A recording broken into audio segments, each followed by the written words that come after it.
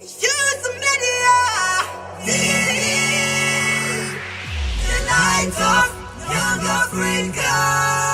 Youth Media TV.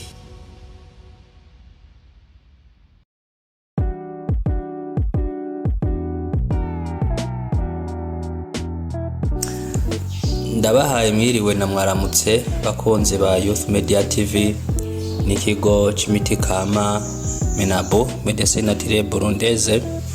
Turabaramukije aho muri hose, Imana ibaduhere umugisha. Uyu ni wundi mwanya akaniko kandi karyo tuboneyeho kugira ngo dushobore kwigishanya muri ibi canke biriya vyerekanye n'amagara yacu. Inyigisho tubahereza imiti ivura, imiti kama, uburyo bwo gushobora kwikingira mu bintu na biriya mugabo mu bijanye n'amagara yacu ya buri munsi. Turabahaye ikaze mu kindi kiganiro tugomba kuganiraho ku bijanye n'indwara y'umutima, indwara sinzikaje abantu benshi, indwara ihitana abantu benshi muri iki gihe turimwo bivanye n'imyitwarire yacu. Uno tugaduhane impanuro cyangwa turabe ibishobora kuba bitera umutima, mbese umutima niki, bigenda gute, kuko murabizi yuko kwikingira bisumba kwivuza. Rero ico twagomba tubasangize nuko twaga tubasangize inyigisho dushobore kurabira hamwe umutima, mbese umutima n'igiki, twowikingira gute, twokwitwara gute kugira ntugwara izo ndwara z'umutima, cyangwa se n'igiki twokora kugira ngo mu gihe iyo ndwara y'umutima yadushikiye kugira ngo dushobore ntidusinzikaze cyangwa ngo duhitane, dushobore no kuyivura. Imiti twarayibahaye, hanyuma renganye twagiye tubahaye ibiganiro birimo imiti yo gushobora kuvura umutima, muzamusubiza inyuma murabe. Rero twaba tunabasaba kuza muragira share ibiganiro dutanga, muza murabisangiza abandi, mugire subscribe, mugire j'aime na commentaire ziremewe.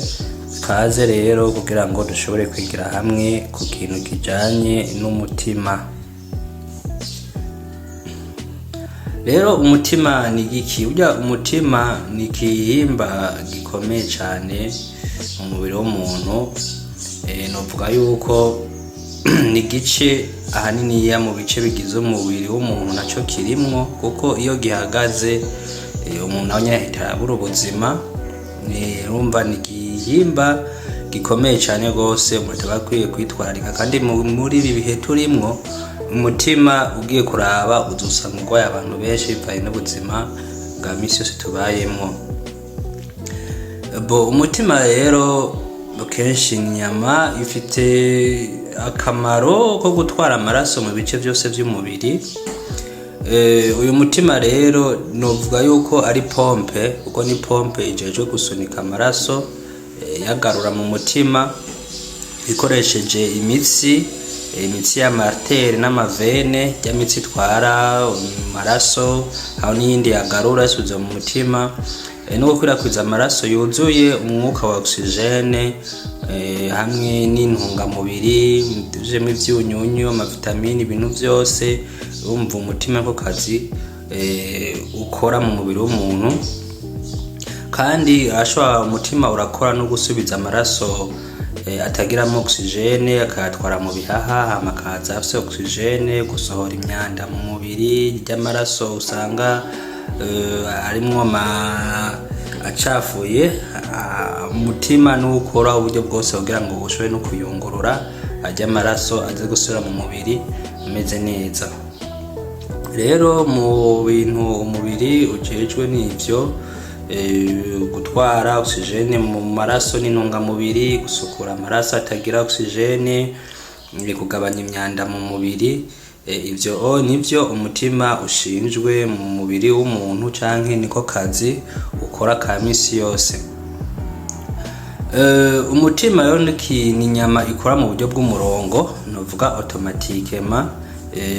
Nta uvuga reka ndawuhagarike ngo waje gukora mu canke iki, oya, wowe buri mwanya uguma ukora mu buryo buhoraho kugira ngo ibikorwa by'ubuzima tubandanye dukora ibikorwa by'ubuzima. Rero umutima w'umuntu usanzwe ukubita hagati ya 60 gushika kwijana ku munota ugihe uri mu kuruhuko, cyangwa utari kuriruka canke utari kurahezagurika. Umutima utera hagati ya 60 n'ijana mu gihe uri normal, mbwa mu gihe uri kuriruka canke uhezagurika usanga uri hejuru y'ijana mu buryo umutima ushobora guteramwo. Umutima w'umuntu mu gutera kwayo 100 ni kuvuga yuko mu masaha canke mu